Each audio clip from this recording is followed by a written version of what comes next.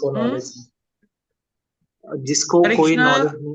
Hare Hare Krishna, good evening. Welcome all of you for our Thursday evening Bhagavad Gita class. So we were doing the 16th chapter, verse number 1 to 3. So it's been a long gap. We had been for Kartik Diwali vacation and Yatra. So now that we are back, we would like to start with a small revision of what we did. So please, all of you will take out Bhagavad Gita 16th chapter, verse number 1 to 3. Yes, प्रभु आप क्या बोल रहे थे, अपेक्षित प्रभु? हरे कृष्ण प्रभु जी। Yes. जिस व्यक्ति को ज्ञान नहीं होता है वो भय में होता है। हाँ, और ज्ञान किस चीज का? ज्ञान यानी भगवान हमारे ओनली, यानी श्रेय, श्रेय क्या बोलते हैं, प्रिय है। नहीं नहीं नहीं, ज्ञान कि भाई हम आत्मा है, शरीर नहीं है। इसका ज्ञान जिस व्यक्ति को है वो अभय रहता है कि आत्मा कभी मरती नहीं है और शरीर हमेशा नाशवान है, नष्ट होता ही है। शरीर का तो नष्ट होने वाला ही है।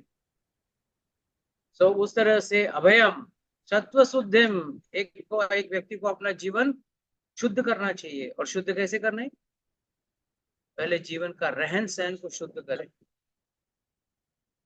गलत चीजें, गंदी चीजें को खाते हुए व्यक्ति अपने अंदर अच्छे विचार नहीं लेके आ सकता। If you want to get good thoughts and good thinking, you have to input good सात्विक things. याद रखना है हमेशा। फिर ज्ञान, नॉलेज। नॉलेज किस चीज का? एक अपना तो ज्ञान है ही है कि हम एक आत्मा है, और उससे बड़ा ज्ञान क्या है? भगवत ज्ञान। भगवान कौन है और हमारा संबंध क्या है भगवान के साथ? This is knowledge. योग, भगवान के साथ कैसे जुड़े? अगर भगवान है, हम है, ये ज्ञान मिलने के बाद अगला स्टेप क्या होता है? कैसे हम भगवान के साथ जुड़े, व्यवस्थित सिचुएटेड, कैसे जुड़े हुए रहें। फिर दानम, चैरिटी, कैसे दान करना चाहिए, कैसे दम्भ दमा करना चाहिए, कंट्रोल द माइंड, मन को काबू करना चाहिए। बस पूरा गड़बड़ कहाँ पे है? मन में है। मन जैसा करवाता है वैसा व्यक्ति नाचता है। मन को कंट्रोल करना जरूरी है। बाकी आप कितने भी अपना कार्य को कंट्रोल करोगे, फायदा नहीं है जब तक मन को कंट्रोल नहीं किया जाए। यज्ञ, सैक्रिफाइस, कैसे व्यक्ति को यज्ञ, और हम लोग ने कौन सा यज्ञ का बोला था, याद है किसी को? हरिनाम संकीर्तन यज्ञ। भगवान का नाम लेना ही सबसे बड़ा यज्ञ है। बाकी सब यज्ञ इस काल में हो नहीं सकता। ना ही वो सामग्री मिलती है, ना ही वो ब्राह्मण है जिसको चीजों का ज्ञान है या उन मंत्रों का ज्ञान है।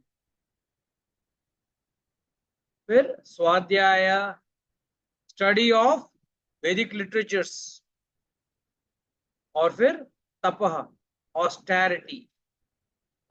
We completed up to austerity, और आर्जवम अहिंसा से करना है। कहां से कहां तक पहुंचे थे?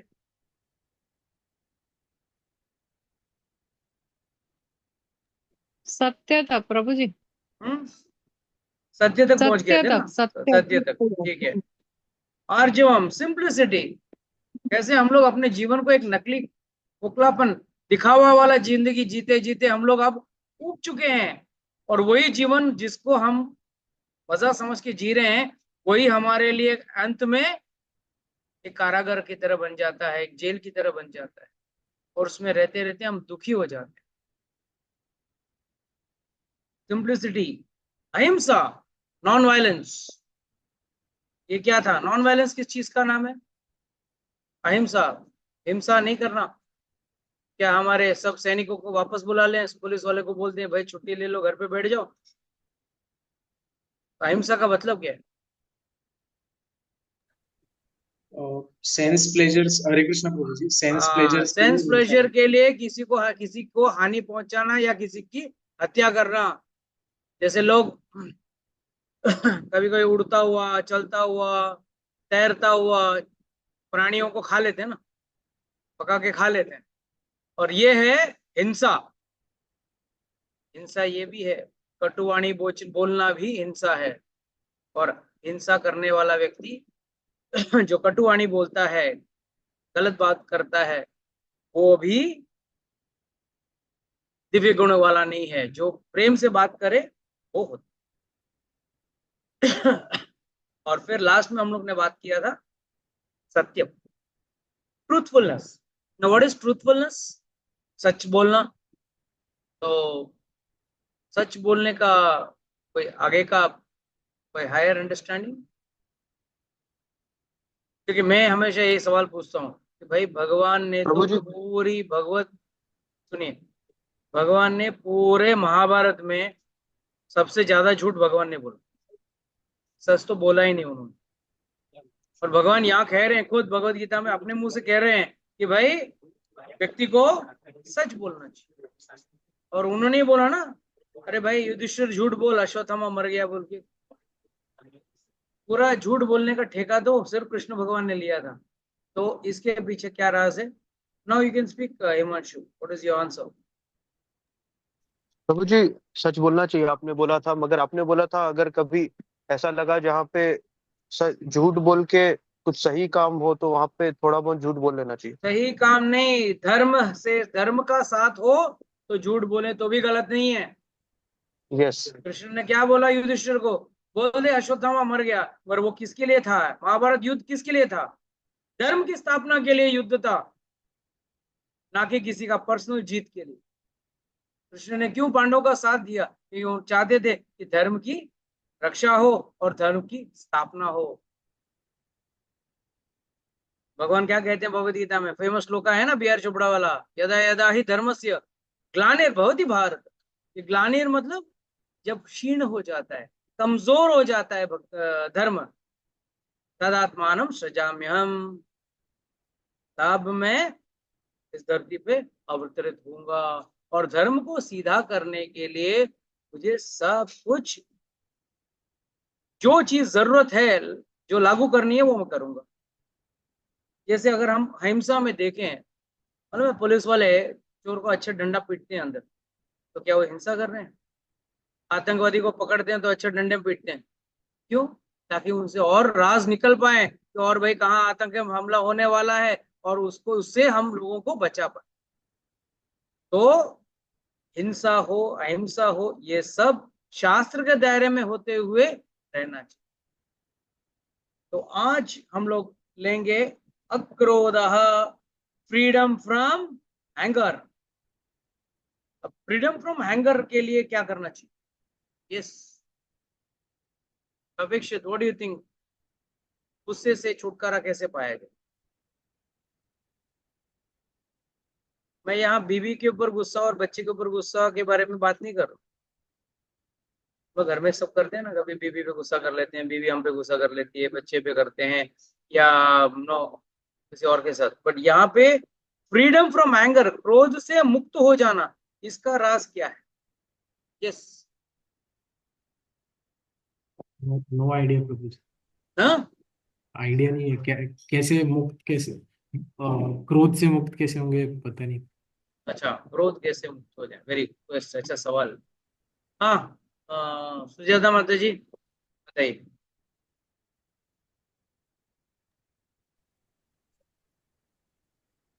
क्रोध से कैसे मुक्त?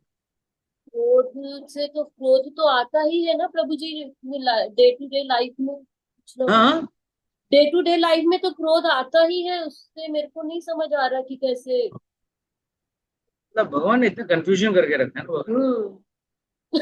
अरे पहले चीज याद रखो, किस किस क्रोध की बात किया? हनुमान जी लंका जलाने गए, बिना क्रोध का कोई लंका जला सकता है? बिना क्रोध का आप युद्ध लड़ सकते हो क्या? नहीं। तो महाभारत युद्ध लड़ा था बड़े प्रेम से, अरे मुझे कोई क्रोध नहीं है, बड़ा प्रेम है। आप युद्ध लड़ सकते हो? जी। जब तक क्रोध नहीं आया आप पति से नहीं लड़ सकते, है ना? जी। क्रोध आएगा तभी पति से लड़ने का मन करे हाँ। या पत्नी से लड़ने का मन करता है। तो जब तक ये इतने युद्ध हुए, और युद्ध के रणभूमि के बीच में खड़े रह के भगवान कह रहे हैं अक्रोध, क्रोध का मूल जड़ ही निकाल के फेंक। अरे क्रोध का मूल जड़ क्या है?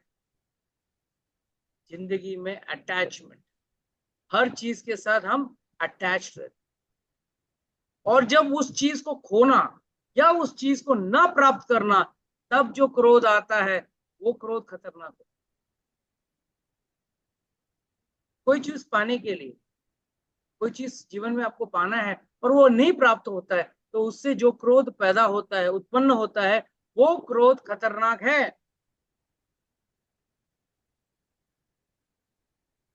एक बार एक व्यक्ति सोच रहा है कि मैं अच्छा घड़ी ले लूं या अच्छा मोबाइल ले लूं, लाख रुपए वाला मोबाइल, पर उसके पास क्षमता नहीं है। दिन भर सोचते रहता है उस मोबाइल के बारे में, देखता है यार ये उसके पास है, इसके पास है, मेरे पास नहीं है। और जब उसके पास, जब काफी दिनों बाद उसको पता चलता है कि मेरे पास पैसे नहीं है, अब मैं नहीं ले सकता हूँ, तो उसको क्या होता है? क्रोध आता है। तो this is what is lord सिंह अक्रोधः, फ्रीडम फ्रॉम एंगर मीन्स जो क्रोध अटैचमेंट से आता है उसको छोड़। बाकी भौतिक क्रोध तो होना ही होना है। सिर्फ एक निर्जीव व्यक्ति, डेड बॉडी, कोई क्रोध नहीं आएगा। अगर जिंदा है तो उसको क्रोध आएगा ही आएगा, और आना भी चाहिए। और जिसको क्रोध नहीं आता, इसका मतलब ये समझो कि वो मंदबुद्धि है। कोई गलत चीज हो और उसको क्रोध नहीं आया तो वो मंदबुद्धि। देन लॉर्ड सेज अबाउट त्यागः, रिनाउंसिएशन। इसके लिए भगवान ने बहुत प्रेम से ना भगवत गीता का एक एक शब्द की रचना जो है, सीक्वेंस जो है, वो बहुत परफेक्ट है। यहाँ भगवान क्या कह रहे हैं? अक्रोधः त्यागः। त्याग मतलब छोड़ देना। अब ये छोड़ देने का फॉर्मूला कैसा लगाए हम लोग? हाउ कैन यू अटैच त्याग? त्याग कैसे करें? अपनी जो संपत्ति है छोड़ दें, घर गाड़ी बंगला सब छोड़ दें? कैसे करें? अरे, there are more than 15 people in the class right now. Come on, I want someone else to answer. हाँ, बोलिए श्रद्धा माता जी। हरे कृष्ण बाबू जी। हाँ। ध्यायतो विषयान पुंस, यानी जो विषय वस्तु है उस पे से अटैचमेंट अपना दूर करके भगवान की ओर अटैच होना है। तो how do you detach? Detach क्यों जरूरत? Why it is important to detach? So that's how we can drive our consciousness towards God. No. Detachment, if you don't have, you will not have peace in your life. Which is the next word, Shanti. I'll give you a small story. Understand the story. Let's understand this way through a story. एक बार एक पक्षी, एक bird था, उसको एक मांस का टुकड़ा मिल गया। छोटा सा पक्षी था, उसको मांस का टुकड़ा मिला तो अपने चोंच पे लेके उड़ने लगा। जैसे वो पक्षी उड़ने लगा, सामने दो चार बड़े पक्षी आ गए और उन्होंने देखा, अरे इस छोटे से पक्षी के मुंह में मांस का टुकड़ा है, अपने को छीन के लेना है इसको। तो तुरंत उन्होंने पक्षी को ओवर चेस करने लगा। ये छोटी सी पक्षी भागने लगी, भागने लगी, भागने लगी, और ये सब बड़े बड़े पक्षी उसके पीछे पीछे लगे। मगर पक्षी क्या था, कभी कभार उसने भगवत गीता का क्लास अटेंड किया था, इसके लिए अकलमंद था वो पक्षी। पक्षी ने तुरंत बोला, सोचा, अगर ये लोग मेरे पीछे आ रहे हैं या मेरे चोंच में जो मांस का टुकड़ा लटका है उसके लिए आ रहे हैं, एक काम करता हूं, अगर मैंने ये मांस का टुकड़ा छोड़ दिया ना, तो ये लोग मेरे पीछे आना छोड़ देंगे। तो तुरंत उस पक्षी ने मुंह खोला, चोंच में से मांस का टुकड़ा नीचे गिरा, सब बड़े पक्षी उसको छोटे से मांस के टुकड़े के लिए टूट पड़े और इस पक्षी को छोड़ दिया। इस कहानी से क्या पता चलता है? अगर हम डिटैचमेंट करते हैं तो ही हमको शांति मिलेगी। अटैचमेंट से शांति नहीं मिलेगी। जब तक उस छोटे से पक्षी ने उस छोटे से मांस के टुकड़े पे आसक्ति रखी थी, अटैचमेंट था, उसने पकड़ के रखा था, तब तक वो सुखी नहीं था, भय से भरा हुआ था। जिस क्षण उसने उस मांस के टुकड़े को अपने चोंच से छोड़ दिया, बाकी के पक्षी जो उसको पीछा कर रहे थे वो सीधा उस मांस के टुकड़े पे चले गए, उस पक्षी को छोड़ दिया और उस पक्षी को क्या मिला? शांति, पीस ऑफ माइंड। तो प्लीज अंडरस्टैंड, त्याग और शांति ये दोनों बहुत कनेक्टेड वर्ड्स। जब तक जीवन में त्याग नहीं आएगा, शांति नहीं आएगी। अक्सर लोग नो कई बार हम देखते हैं दूसरा कोई 4 रोटी खा रहा है, अरे मैं कहीं पीछे न रह जाऊं, मैं भी 8 रोटी खा लेता हूँ। उसको देख के कोई और, अरे ये 8 रोटी खा रहा है, मैं 10 रोटी खाऊंगा। अरे शांति कहाँ से मिलेगी? अशांत स्थिति में शांति नहीं मिलेगी। अगर आपको शांति चाहिए तो पहले जीवन में वैराग्य या त्याग पहले लाना पड़ेगा। त्यागना का और एक अर्थ क्या है? What is the meaning of त्याग? What is the actual meaning of the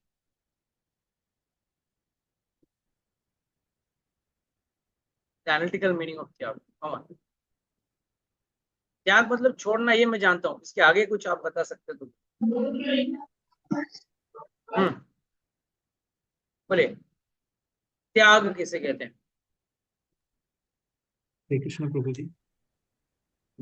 और किसी यानी किसी के हैप्पीनेस के लिए अपना कोई भी चीज छोड़ देना, कोई हैबिट या ऐसा कुछ। किसी के हैप्पीनेस के लिए अपना अपना प्रिय चीज छोड़ देना। हाँ, वेलबींग या हैप्पीनेस। प्रभु यही जो आपने कहा ना, इसको थोड़ा और गंभीरता से सोचिए।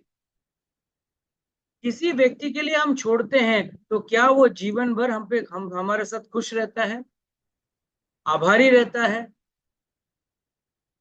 हमारे साथ अच्छे संबंध में रहता है? कुछ क्षणों में शायद भूल भी जाएगा वो कि आपने हमारे लिए इतना किया। और यही त्याग, भौतिक चीजों का त्याग, हमारे मनपसंद चीजों का त्याग हम करें और वो त्याग हम भगवान के लिए करें तो कैसा रहेगा? जैसे आपको नॉनवेज पसंद है, आपको शराब पसंद है, आपको सिगरेट पसंद है। आजकल तो फैशन चल रहा है ना, पति और पत्नी दोनों बैठ के साथ में सिगरेट पीते हैं, साथ में दारू पीते हैं, साथ में नॉनवेज खाते हैं, ताकि एक दूसरे के लिए किसी के लिए छोड़ने की जरूरत ही नहीं। पहले पत्नी इतनी मतलब बोलते ना चेस्ट हुआ करती थी कि पति को उसके प्यार के सामने झुक के कभी कभी शराब छोड़ना पड़ता। आजकल दोनों बैठ के शराब पी रहे, तो त्याग कहाँ से आएगा? बच्चे का त्याग कर देते। तो एक real tragedy of today's world. But please understand, अगर हम जीवन में त्याग तो दूसरे लोगों को करने से अच्छा है कि हम भगवान के लिए त्याग करें। और त्याग उस चीज को करना है जो हमको सबसे प्रिय है। For example I tell you, मेरे खुद का एक उदाहरण देता हूँ। मुझे सबसे अप्रिय चीज है करेला। आई डोंट लाइक करेले की सब्जी, कभी मैं खाता नहीं, अवॉइड। और कल मैं उठकर बोलूं प्रभु जी मैंने करेले का त्याग कर दिया, क्या वो वाकई में कोई त्याग है? नहीं है। मैंने मेरा मनपसंद चीज नहीं छोड़ा, जो मुझे बहुत, जिस चीज का मुझे क्या बोलते घृणा है, उस चीज को मैंने छोड़ा है। मगर असली वैराग्य या असली त्याग किसे कहेंगे? That which is dear to you but you leave. जैसे आपके लिए नॉनवेज बहुत डियर होगा, मगर धर्म के हिसाब से वो गलत है। किसी के लिए शराब बहुत प्रिय होगा, तो रोज शराब पिए बगैर उसका दिन ही नहीं कटे। और कोई लोग, सबसे मैं एक बार अभी अभी यात्रा में जाते हुए ट्रेन में जा रहा था, तो कुछ एक जाति के लोग थे, बोलते ना गांव वाले, जो नीचे जाति के लोग, उनका पूरा एक समूह था, का पूरा ग्रुप था, करीब 20 एक लोग थे वो लोग। और वो लोग सब हमको देख के हरे कृष्णा बोले देखा हम लोग सात्विक भोजन कर रहे हैं, तो उसे प्रणाम किया, बोले गुरु जी माफ करना मेरे को हम लोग की जाति ऐसी है, हमको जब तक ये खाएंगे नहीं, ये पिएंगे नहीं, हमको नींद नहीं आती। जब तक हम थोड़ा शराब ना पी लें, हम जब तक थोड़ा हम दो चार टंगड़ी ना खा लें, हमको नींद नहीं आती, हमको खाना ही खाना है। कुछ मछली फ्राइड राइस लेके आए थे, ये वो, हम लोग भी परेशान, बाबा आप आपकी दुनिया में रहो, हम हमारी दुनिया में रहते हैं। तो कहने का मेरा भावार्थ ये है कि धर्म के आड़ में या हमारे समाज, अपने समाज के आड़ में, नहीं प्रभु जी मैं क्षत्रिय धर्म कुल से हूँ, अच्छी बात है, क्षत्रिय कुल से हो तो बहुत अच्छी बात है, तो रणभूमि में जाकर लड़ना चाहिए। यहाँ बैठ के कंप्यूटर पे चार हाथ घुमाओगे और बोलोगे मैं क्षत्रिय धर्म का हूँ, मुझे रोज अंडा चाहिए, मुझे रोज नॉनवेज चाहिए, रोज मुझे शराब चाहिए, अरे वो तो उसके लिए होता है जो रणभूमि में जाके युद्ध लड़ रहा है, उसको ताकत की जरूरत है। और याद रखना, अर्जुन ने कभी नॉनवेज नहीं खाया और उसके अंदर ताकत ज्यादा थी। सात्विक भोजन में उतना ही ताकत है जितना नॉनवेज में। लोगों का आसक्ति है जो उसको पकड़ के रखता। तो इन इन चीजों के आड़े आकर या उनके under the shelter of these protects, people don't want to leave the habits, या उनके मनपसंद चीज को छोड़ना नहीं चाहते। क्या करें, हमारे कुल ही ऐसा है कि हम नहीं छोड़ सकते। ऐसा कोई कुल नहीं है, ऐसा कोई जाति नहीं है जिसने आपको बंधन में रखे हुए कहा है कि आपको खाना ही पड़ेगा, कहीं भी नहीं। It is only and only inside you. और जब तक आप त्यागने का प्रयास नहीं करेंगे तब तक शांति नहीं मिलेगी। और शांति, शांति किस चिड़िया का नाम है पहले भी? व्हाट इज शांति?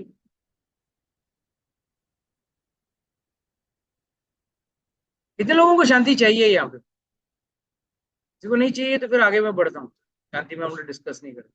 दो ही जन है तो उनको प्राइवेट ट्यूशन दे दूंगा। सब लोग चाहते हैं तो बोलिए शांति किसे कहते हैं? जो चीज को पाना है उसके बारे में कुछ तो गुण चाहिए ना, कुछ तो पता होना चाहिए। अभी सोना लेने जा रहे हो, अभी सोने का रंग पीला होता है, हरा होता है, नीला होता है, काला होता है, यही पता नहीं है तो फिर सोना क्या लोगे आप?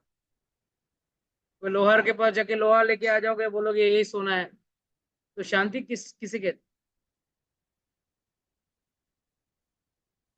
What is the actual definition of Shanti? Yes, बताइए। इतने होनहार लोग बैठे हैं यहाँ पे क्लास में आज, तो बोल हरे नहीं रहे। कृष्णा प्रभु जी, हरे कृष्णा प्रभु जी। हाँ माता जी जरा जोर से बोलिए। हरे कृष्णा। हाँ मैं बोलूं? हाँ बोलिए ना। हाँ, मेरे अकॉर्डिंग टू मी शांति वो चीज है जिसमें आपका मन बेचैन ना हो, आप मन मैं शांत रहेगा। डेफिनेशन नहीं पूछ रहा हूँ, मैं डेफिनेशन नहीं पूछ रहा हूँ, परिभाषा पूछ रहा हूँ। I want to know how actually you feel in when you are experiencing शांति। whatever God has given us, उसमें अगर हम सेटिस्फाइड हैं, अगर क्या हमें होना ही चाहिए सेटिस्फाइड, वो हमें मन की शांति देगा। अगर हमारे पास कोई चीज कम है तो हमें उस चीज के लिए ये नहीं सोचना चाहिए कि उसके पास इतना है, हमारे पास क्यों नहीं है। हमें जितना भगवान ने दिया है हमें उसमें खुश रहना चाहिए। तो लोग That आपको is- बोलेंगे ग्रेप्स और सबर वाली कहानी हो गई। नहीं, जो चीज मुझे प्राप्त नहीं हुए तो आप बोलेंगे कि भाई वो सीआर का कहानी है, बताया ना, ग्रेप्स और सबर। जब अंगूर मिले नहीं, एक सीआर अंगूर लेने की कोशिश कर रहा था, पेड़ के ऊपर बहुत लंबा था, बहुत कूद के देखा, मिला नहीं, तो बोला अंगूर खट्टे हैं यार, छोड़ जाते हैं। बट तो वे ये नहीं होना चाहिए ना। वे ऑफ लाइफ है। मैं शुरू से ही थोड़ा सा सेल्फ सेटिस्फाइड रहती हूँ, जितना हो जाता है अच्छी बात है, उसमें एम्बिशियस उतनी you're नहीं। satisfied, it is good, but my question is how do you feel when you are at peace? Very cool. Very cool, okay? हाँ, वो शांत। तो एसी में भी रहेगा आपको, वेरी कूल। नहीं, एसी वाला कूल की तो हम लोग बात ही नहीं कर रहे। Then how? That is what I want to know. और How? हरिद्वार में तो ऑलरेडी वुलन्स पहन रहे हैं, यहाँ तो अच्छा, ऐसे ठंडी ठंडी शुरू हो गई वहां पे? हाँ रे बिल्कुल। अरे वाह, वेरी गुड वेरी गुड। याद रखना, हाँ शांति मीन्स आपके अंदर कोई व्हाट नेक्स्ट, अगला क्या, नेक्स्ट क्या हाँ करना है, वो फीलिंग नहीं है। यहाँ हम लोग हाँ बैठे हैं, कोई शांति में नहीं है। कोई पेट में, इसके किसी के पेट में चूहे दौड़ते रहेंगे, अरे प्रभु जी हाँ कब क्लास खत्म करेंगे, कब खाने को मिलेगा। कोई बोले अरे अब मुझे फोन करना है, बहन को फोन करना है, चाची को फोन करना है, इसको करना है, तो इसके लिए किसी के लिए, घर वालों के लिए खाना बनाना है, कोई ना कोई नेक्स्ट नेक्स्ट नेक्स्ट। शांति मीन्स, इसके लिए लोग रिसोर्ट में क्यों जाते? दे वांट पीस, शांति।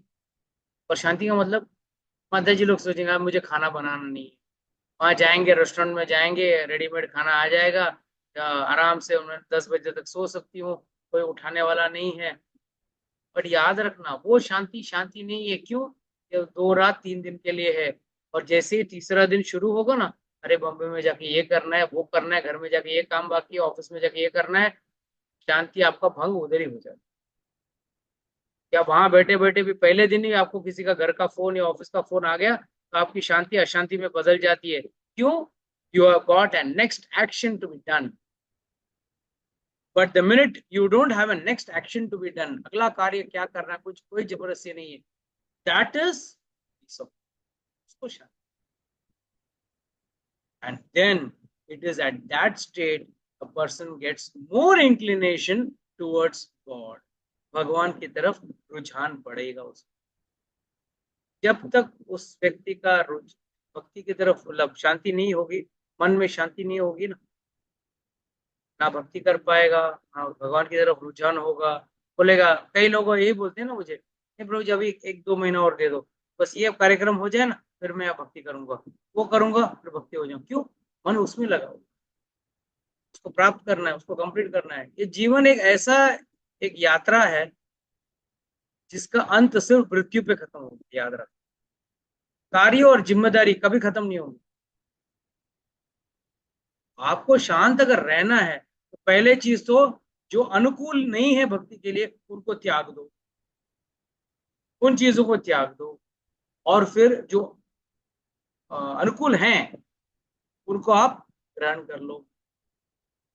और फिर जब त्याग दिया ना, और ये समझ लिए कि भाई ये मेरा संघर्ष जीवन भर चलते रहेगा, आज कभी घन है कभी तरल है, जीवन हमेशा घन तरल चलते रहेगा।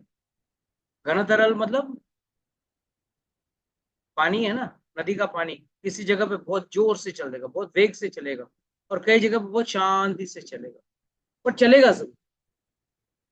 तो मन का सोच, मन की जो प्रवृत्ति है, और आपके जीवन में जो भी कठिनाइयां हैं, वो भी कभी घने रहेंगे तो कभी तरल रहेंगे, मगर रहेंगे जरूर।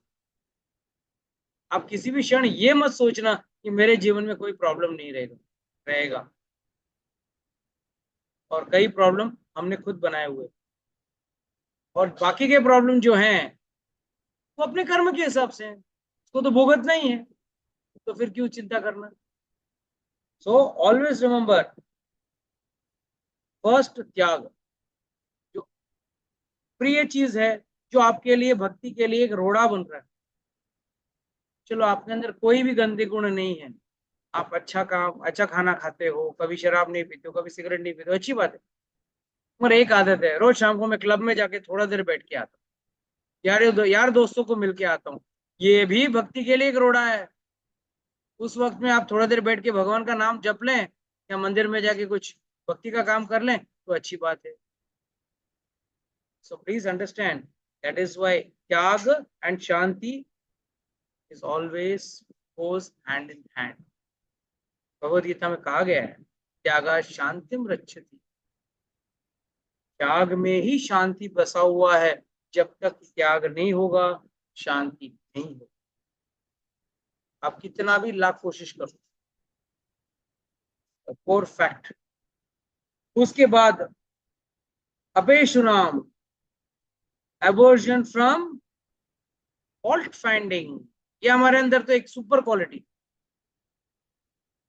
हम दूसरों के अंदर बुराई ढूंढने में तो हमको तो पीएचडी है हमारा, हर कोई व्यक्ति का।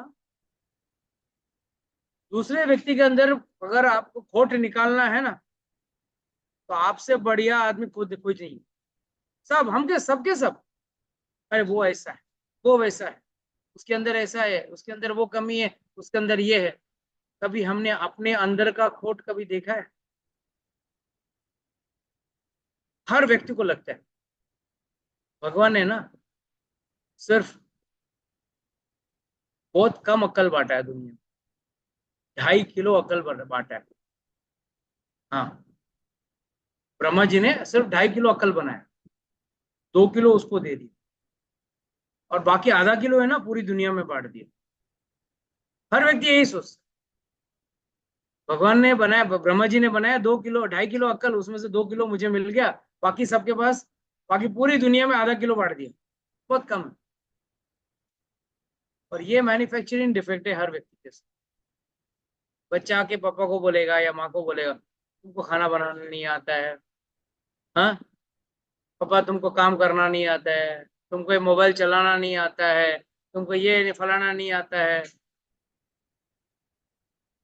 अरे गुण तो ढूंढो, अवगुण ढूंढने में तो हम लोग एक्सपर्ट हैं। किसी के अंदर कुछ तो गुण रहेगा। कभी हमने किसी के अंदर कुछ कोई भी गुण देखा या उस गुण से कुछ सीखा? नहीं।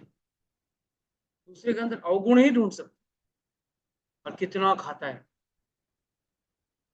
अरे खाता है तो खाता है, अपने मुंह से खा रहा है, आपके मुंह से थोड़ी खा रहा है। अपने पेट में डाल रहा है, दूसरे तुम्हारे पेट में थोड़ी डाल रहा है। और फिर भी, और कितना खाता है, कितना चलता है, कितना खर्चा करता है, नहीं खर्चा कर कितना कंजूस है। बस हर व्यक्ति के अंदर हमको फॉल्ट ही फॉल्ट दिखाई देता। अगर कोई लाख रुपया खर्चा करे, बहुत पैसा उड़ाता है। अगर नहीं उड़ा, बड़ा कंजूस है यार, इतना कमाता है फिर भी नहीं। अरे उसके पैसे हैं, वो चाहे जैसा खर्च करे, आप क्यों ढूंढ रहे हो उसके अंदर खोट? और खोट ढूंढना है ना, एक बहुत बड़ा अपराध है। पहले अपने अंदर खोट ढूंढिए।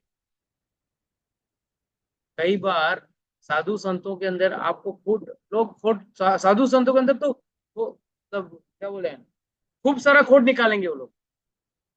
अरे बाबा जी तो ऐसे हैं, ये बाबा जी तो वैसे हैं। माना आज के जमाने में काफी सारे बाबा जी हैं जो क्या कहते हैं, दुनिया को भ्रमित कर देते हैं। तो ठीक है, वो चलते रहेगा। पर मेरा एक सवाल क्या है यहाँ पे, कि हम क्यों दूसरों के अंदर खोट ढूंढे? आपको पसंद नहीं है, मत जाइए। आपको पसंद है, जाइए। खोट क्यों? Why try to find out faults with others? And fault finding has no end. And this is also one of the Vaishnava अपराध। सबसे बड़ा वैष्णव अपराध, किसी अंदर आपने खोट ढूंढा बैठ के, तो ये भी एक अपराध है। क्या ढूंढना है? खोट क्यों ढूंढना है? एंड उसको ये खोट ढूंढने से आपका क्या लाभ? क्या आपने उससे कुछ सीखा? क्या आपने आपके जीवन को तो कुछ ढाला, अलग तरीके से ढाला? नहीं, बस पूरा जीवन। यहाँ पे कोई गुजराती कितने लोग हैं? या गुजराती समझते कितने लोग? मैं अक्सर मेरे गुजराती फ्रेंड्स के साथ मैंने बात करते हुए सुना है, स्पेशली माता जी से, अरे वो ऐसा है, वो वैसा है, उसकी पत्नी ऐसी है, उसका पति ऐसा है। सब 1 घंटा बात करें, पूरा गांव का पंचायत करेंगे, और एंड में क्या बोलेंगे? जवा देने अपड़े सु, जाने देना अपने को क्या करना। अरे अगर ये लाइन पहला बोल दिया होते तो आधा 1 घंटा आपका बच जाता ना। आपका आधा 1 घंटा बच जाता ना ये प्रजल्पा करने में। और पूरा एक, अच्छा 2 लोग मिल जाते ना, एक खोट निकालता, दूसरा उस खोट में भी खोट निकाल देता। अरे इस तो please avoid fault finding. And next is very very important, and that is दया। दया का मतलब क्या है? मर्सी, वो तो बताया सबको। एंड मर्सी का मतलब क्या? दया। अरे इसका जीवन में क्या अर्थ, क्या संदर्भ से भगवान ने कहा है यहाँ पे दया? दया क्या करना? दया किस पे करोगे? लोग आजकल तो फैशन चलती है ना, जानवरों पे दया करने वाले, घोड़े पे, हाथी पे, कुत्ते पे दया हो गई तो, और वही व्यक्ति अपने थाली में दो चार मुर्गी के टुकड़े, दो चार मटन के टुकड़े, दो चार मछली के टुकड़े खाता है, तब उस जानवरों पे दया नहीं होती। जैसे कोई फल फूल हो, कंदमूल हो, तो खाता है। तो दया का असली, how do you apply Daya in your life?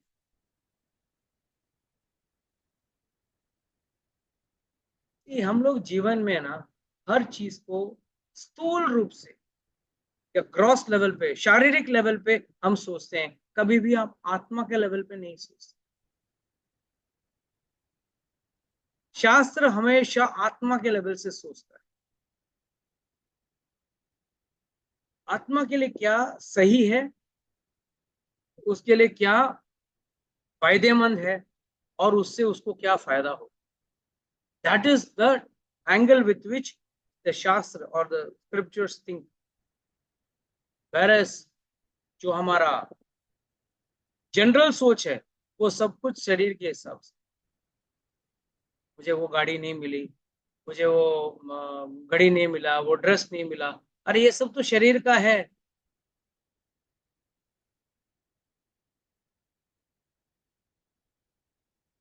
दया, दया कहाँ पे आती? Where is, at what point of life you are going to show mercy?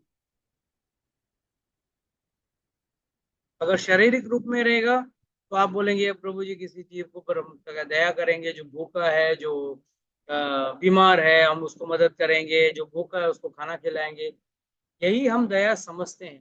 पर दया एक स्टेप आगे भी है, और वो है having mercy on a soul. And उस पर अगर मर्सी करना है तो उसको भगवान के पास लेके जाना, या भगवान को प्राप्त करने के मार्ग पे लेके जाना, ये सबसे बड़ा दया है। और लोग उसके ऊपर कभी ध्यान नहीं देते।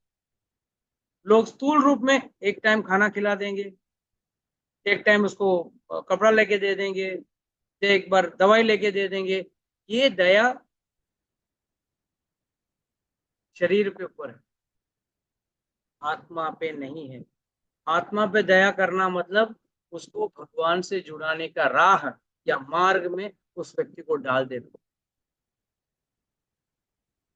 एक बार उस मार्ग में लग गया, कभी ना कभी वो आत्मा जीवन और मृत्यु के चक्कर से बाहर निकल जाए।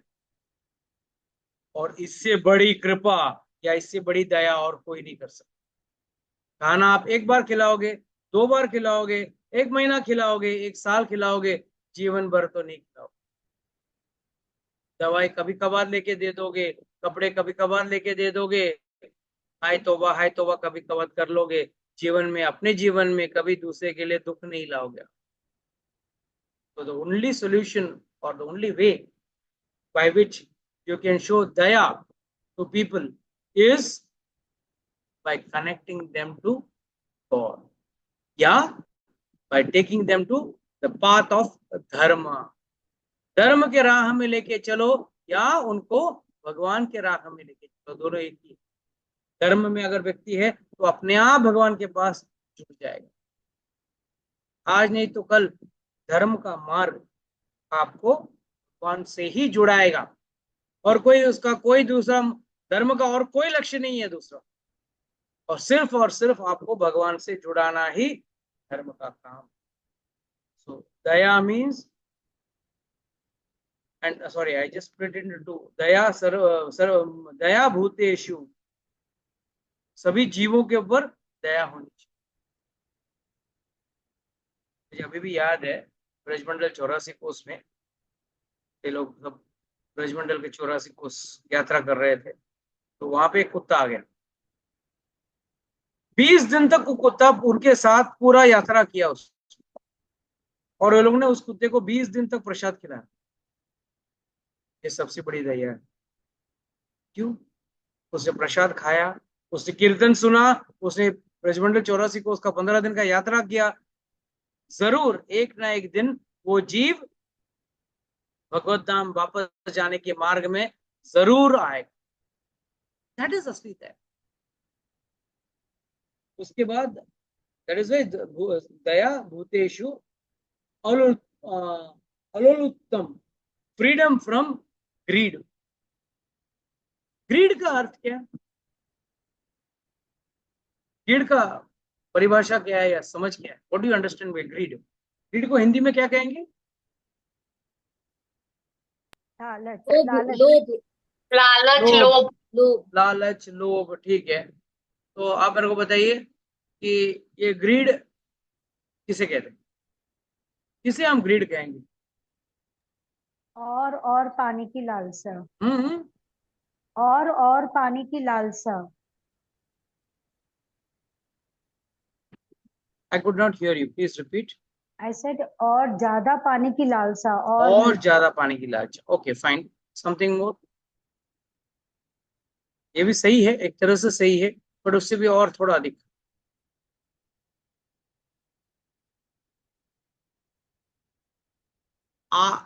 You can say it, yes, ये बाताजी ने बोला वो भी सही है, या उसको और बेहतर समझने के लिए आपके जरूरत से ज्यादा, या आपकी व्हाट इज रिक्वायरमेंट, से for requirement in Hindi, I don't no. मुझे इच्छा, अपनी इच्छा से भी ज्यादा लालच होना। हाँ जरूरत, अपनी इच्छा से रिक्वायरमेंट्स, ज्यादा होना। हाँ, जरूरत इज राइट, आई मीन जरूरत से ज्यादा या आवश्यकता। आवश्यकता। Yes, requirement. What is your requirement? Do you read it? अगर मैं बोलूं नहीं, अरे किस दिन मेरे पास हवाई जहाज आएगा, तो मुझे जरूरत है क्या? कहाँ उड़ के जाऊंगा? रोज उड़ के जाता रहता हूँ, इधर उधर जाना है तो बात अलग है, मैं क्या करूंगा हवाई जहाज लेके? और कुछ लोग हैं, मुझे हवाई जहाज चाहिए, अरे भगवान थोड़ा और धन दे दे, मेरे पास चार्टर प्लेन होना चाहिए, क्या फायदा? So greed is something which will only take you away from God. Greed एक बार एक व्यक्ति के अंदर आ गया ना, उसको प्राप्त करने का बस उसके दिमाग में वही चलता रहेगा कि उस चीज को मैं कैसे प्राप्त करूं। और अगर उस चीज को प्राप्त करने के चक्कर में बैठा है वो व्यक्ति, तो उसके भगवान के बारे में उसके दिमाग में, उसके मन में कभी विचार आ सकता है क्या? कभी नहीं आएगा। क्यों? लालची व्यक्ति उस लालच के पीछे ही भागता है। लालची व्यक्ति का एक ही सोच है कि भाई मैं उस चीज को कैसे पाऊं, कैसे पाऊं, कैसे पाऊं। एक साधारण सा उदाहरण, रावण, उसके पास कितने, एक पूरा हरम था। What is call that, Hindi में क्या कहें, आई don't know what you call it Hindi, हरम। पूरे रानियों का एक पूरा महल था, उसमें हजारों रानियां थी उसके, एक से एक खूबसूरत। पर उसके दिमाग में क्या चल रहा था? मैं सीता को कैसे अपना बनाऊं, मैं सीता को कैसे अपना बनाऊं, बस दिन रात। जिस दिन हनुमान पहुंचे थे, सुंदरकांड में आता है इसका, जिस दिन हनुमान जी पहुंचे थे उस दिन सुबह सुबह 4 बजे आ गया वो सीता मैया के बस। बोला आज अब तो अपने आप को मेरे समर्पण कर दे, नहीं तो मैं तुझे 1 महीने का वक्त देता हूँ, नहीं तो मैं तुझे अपना नाश्ते में खा लूंगा। तो इसको कहते हैं ग्रीड। ग्रीड मतलब the drawback in grid is you will be always thinking about that, और उस चीज को न पाने का एक शोक, एक गम आपके जीवन में हमेशा रहेगा, हमेशा आपके जीवन में वो शोक रहेगा। That is why Lord is saying, जो व्यक्ति ग्रीड से मुक्त है, लालच या लोभ से मुक्त है, वो दिव्य गुणों वाला है। ये सब हम दिव्य गुणों वाले के गिन रहे हैं हम लोग, व्हाट आर डिवाइन क्वालिटीज, वही हम लोग यहाँ गिन रहे हैं। ट्राई करता हूँ, आज भी खत्म नहीं होगा, काफी है, तो कोशिश करते हैं आज जितना हो सके उतना कंप्लीट करें। इट्स ऑलरेडी 8:01, और 1-2 लेते हैं। मार्दवम, मार्दवम मतलब जेंटलनेस। अब ये जेंटलनेस किसे कहते हैं? What is gentleness?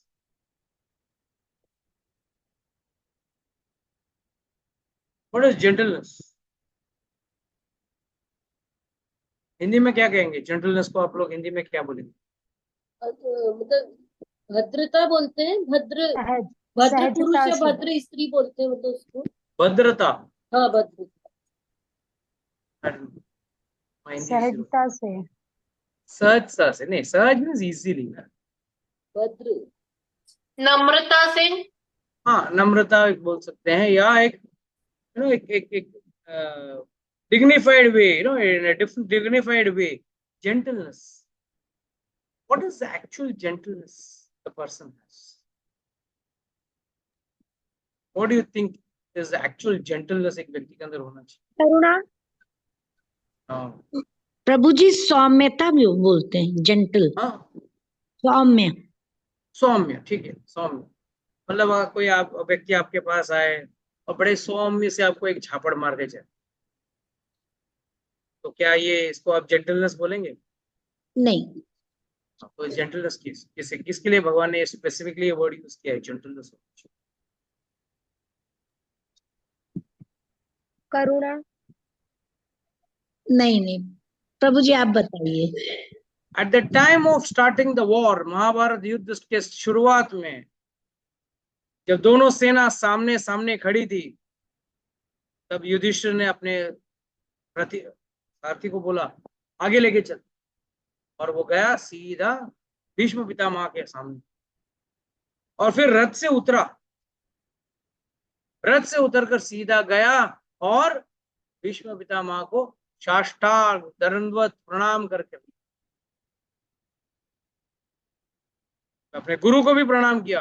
Bhishma Pitamah इतने खुश हो गए, उन्होंने बोला अच्छा हुआ तू आके मेरा दंडवत प्रणाम किया, आज मैं तुझे आशीर्वाद देता हूँ, विजयी भव। कोई अपना दुश्मन का पार्टी को बोलेगा विजयी भव? जो भी हो, सामने सामने रणभूमि में खड़े हैं तो दुश्मन ही है ना, या तो वो उसको मारेगा या तो ये उसको मारेगा। बट उसने क्या बोला? अच्छा हुआ तू आया, मैं तुझे आशीर्वाद दे रहा हूँ, विजयी भव, नहीं तो मैं तुझे मार देता। This is what is called as gentleness. उसने कभी भी भीष्म पितामह को एक दुश्मन की तरह नहीं देखा, अपने रिलेशन को मेंटेन करते हुए he was very gentle. So please remember, बहुत जरूरी चीज है ये। हमारे अंदर कई बार है ना एक कटुता आ जाती है। हाँ, भले आपको वो व्यक्ति पसंद नहीं है, आप उससे दूर हो जाओ, लोग, but one should always have gentleness. Then 3, modesty and achaplam, determination। Modesty and determination, ये दो चीज होना एक दिव्य गुण है। तो व्हाट इज मॉडेस्टी? किसी ने अगर कुछ बोल दिया, हाँ ठीक है, कुछ उसके पीछे विरोध ना करें। जैसे अब पांडव अज्ञातवास में थे तो भीम बन गया था कुक, महाराज खाना बना रहे, खुद भी खाता था, बहुत काफी अच्छा खाना बनाना पड़ता था। नकुल सहदेव घोड़े को संभालते थे, द्रौपदी नौकरानी बन गई, राजा युधिष्ठिर महाराज चक्रवर्ती राजा का मंत्री बन गया, और अर्जुन वो तो ब्रहणला डांस टीचर बन गया। कहने का मतलब क्या है कि one should have modesty, simple. जब वक्त ने अपने को दबा दिया है, दबे रहो, जब आएगा वक्त, ठीक है, वक्त के साथ जो बहता है वो अच्छी। एंड डिटर्मिनेशन, वो डिटर्मिनेशन होना चाहिए कि मैं उस चीज को पूरा करूंगा, but that is not with respect to material things but with spiritual. कई लोग बोलेंगे नहीं नहीं प्रभु जी, मैं तो आप मुझे तो वो पढ़ाई कंप्लीट करके वो डिग्री हासिल करनी है, और नहीं हुआ तो आजकल कोटा में कितना हर रोज 2 जन सुइसाइड कर रहे हैं, IIM में और इसमें सुइसाइड कर रहे हैं। क्यों? डिटर्मिनेशन नहीं है, ये डिटर्मिनेशन नहीं है, ये पागलपन। डिटर्मिनेशन शुड बी, कितने लोग यहाँ पे दृढ़ निश्चित है कि हमको भाई भगवान का भक्ति करना है, I want to do bhakti at all conditions and all obstacles. और मेरे पास लोग अक्सर आते हैं, प्रभु जी क्या है ना, सासू माँ बीमार है, इसके लिए भगवान का नाम लेने को नहीं हो रहा है। प्रभु जी क्या करें, बच्चे का पढ़ाई चल रहा है, बच्चे का एग्जाम चल रहा है, बड़े अरे कारण तो बहुत कुछ हो गए भाई। कोई सासू माँ का तबीयत खराब है, आपने खाना छोड़ दिया, खा रहे हो ना। बच्चे का परीक्षा है, आपने खाना छोड़ दिया, सांस लेना छोड़ दिया, पानी पीना छोड़ दिया, वो सब जीवन का। अरे प्रभु जी कैसे छोड़े, तो भक्ति भी कैसे छोड़े भाई। वक्त ढूंढ के वो भी निकाल के वो भी करना तो पड़ेगा ही आपको। So that determination you should have that I will fulfil the mission of going back to God. और वो भी कैसे होना चाहिए, तेज के साथ होना चाहिए। तेज मतलब विगर, जोर से। क्या करना चाहते हैं करेंगे, रात को सोते सोते करेंगे। भगवान का माला कंप्लीट करना है, आज मुझे माला, आज मेरा माला नहीं हुआ, हरे कृष्ण करके मैं सोते सोते करूंगा, नहीं, पूरे जोश से साथ करना पड़ेगा। That is what is vigour. फिर क्षमा, फॉरगिवनेस। आगे और अगर आप लोग ने भौतिक टर्म्स में लेके आ गए ना, कोई व्यक्ति गलत करे, इस काल में झापड़ मारे, दूसरा गाल आगे करो, ये क्षमा नहीं। क्षमा जब कोई व्यक्ति, जैसे विभीषण, विभीषण दुश्मन के पार्टी का था, रामचंद्र जी के ऊपर आके क्या किया उसने, शरणागति। तुरंत भगवान ने रीझ गए उसके ऊपर, भगवान ने उसको तुरंत माफ कर दिया। माफ क्या किया, उसको राजा बना दिया, लंका का देश। अरे युद्ध अभी तक शुरू नहीं हुआ, अभी तक रावण मरा नहीं, फिर भी बोल दिया नहीं अभी तो तू ही ये लंका का राजा है। तो फॉरगिवनेस कब होता है, when someone is really sorry, repentful, I don't know Hindi में क्या कहते हैं उसको, repentful वो क्या कहते हैं, पश्चाताप, पछतावा, पश्चाताप। पश्चाताप। जब उसके अंदर कोई पश्चाताप हो, हाँ। जब उसके अंदर शरणागत करने का भाव हो, तब उसको फॉरगिव करना ही। One has to forgive. बहुत अच्छा एक एग्जाम्पल है महाभारत। शायद अपने कुछ नेता भी सीख ले तो अच्छी बात है। कुछ नेता विदेश में जाके भारत के बारे में बहुत गंदी और बुरे तरीके से बात करते हैं भारत के बारे में।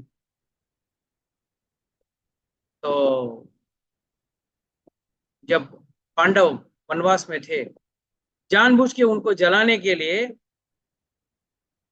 कौरवों ने, कर्ण, सब हीरो, बड़े बड़े धुरंधर जो थे, सब लोग ने वहां पिकनिक मनाने का प्लान किया।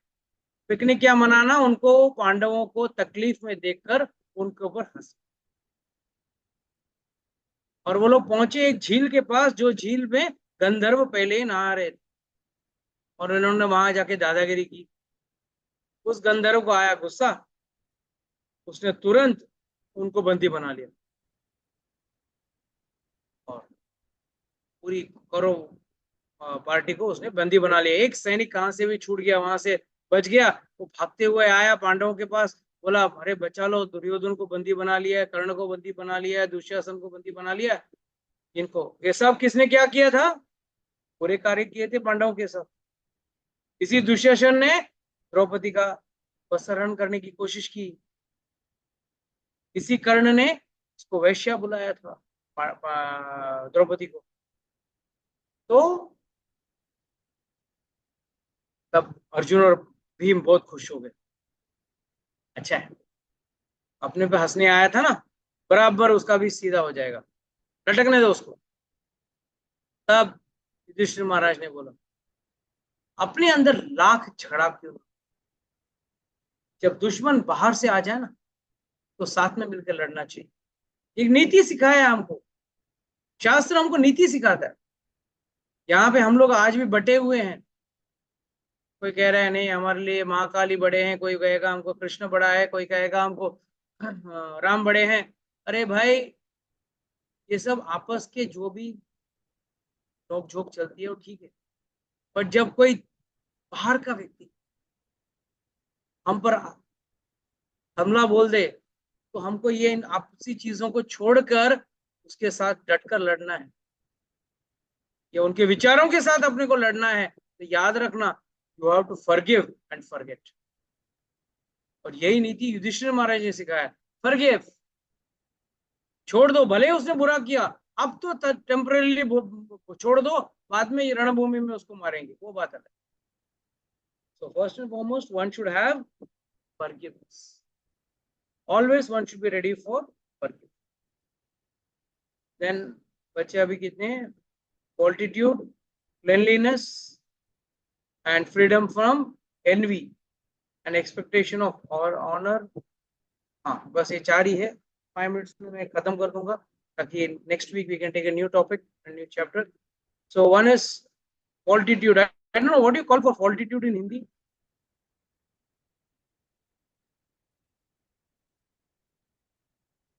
कोई गूगल करके बताइए मुझे आराम से। शौचम, क्लेanliness, ये क्लेanliness, एक तो स्वच्छता। धैर्य, धैर्य प्रभु जी, धैर्य। हाँ, धैर्य बोलिए आप, तो फॉर्टिट्यूड को आप लोग हिंदी में गूगल में वही बता रहे हैं क्या? I don't know the Hindi word, 0 word.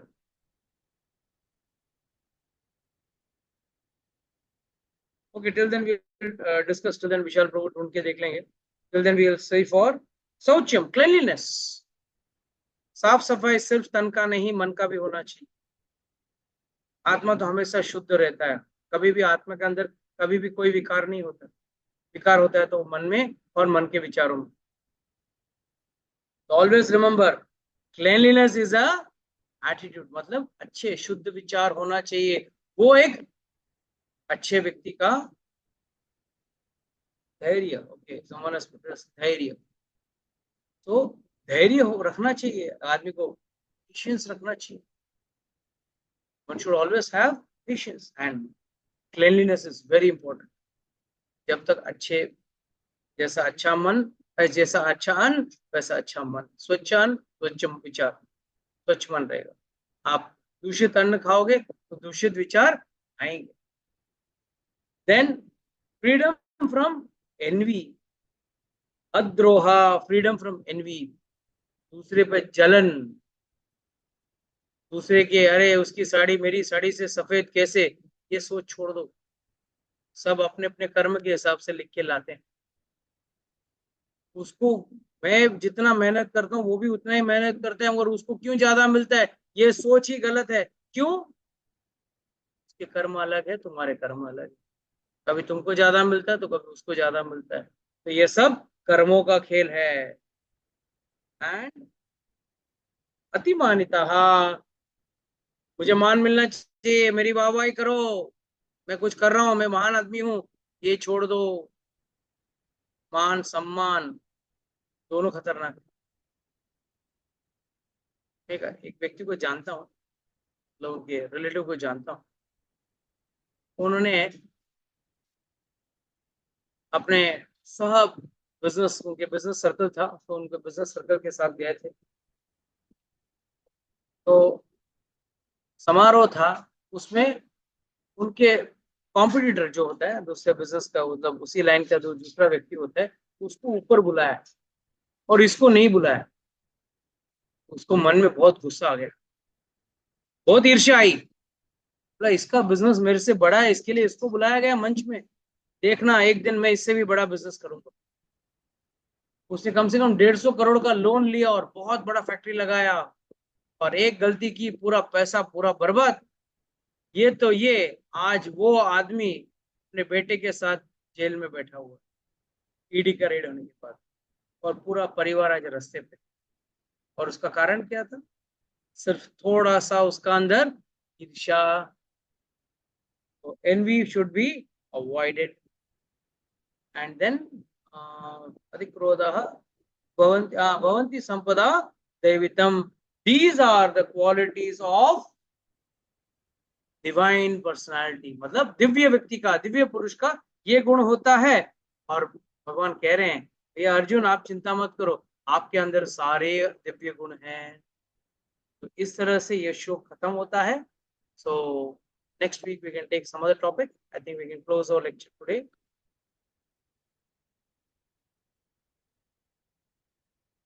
Stop the recording.